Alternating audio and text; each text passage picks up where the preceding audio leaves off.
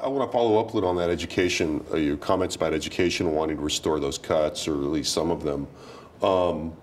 You did hear in your district that negative feedback on the education cuts? Oh, sure. Yeah, I had the support. There were bills last session that the various teacher groups were against, and I was against those bills with them. I was one of not that many Republicans that actually voted against some of the protections for teachers that have been in place, some of the benefits for retired teachers that I didn't feel needed to be rolled back.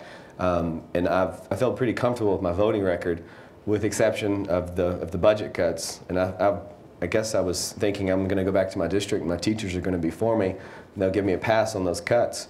But I had teachers, just yesterday, I had an email from a teacher who was upset with me still over budget cuts. So I think money matters, and if we're asking our teachers to do more with less, then they see that as disingenuous, no matter how you may have voted on another issue.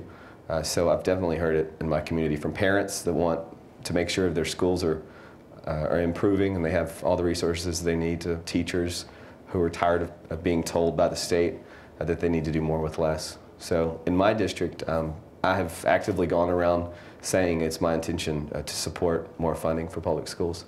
I don't think that's a losing issue for Republicans. It certainly shouldn't be.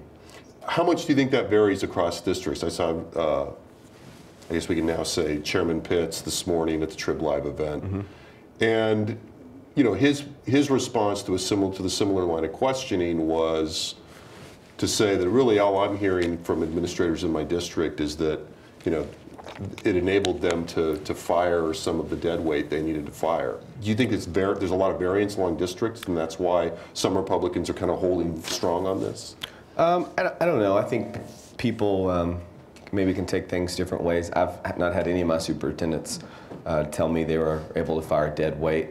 The message I get from my superintendents is that they're in need of more money to continue operations. They've certainly been able to get efficient, and that's been the greatest thing, is that efficiencies have grown in some respects, and certainly they can achieve more perhaps, but I think class sizes have gone up, and in some cases, based on the people in my district that I talk to, they think we need to spend more money in public education. So I'm very comfortable with going back to my Republican primary and saying that I'm pro-public schools.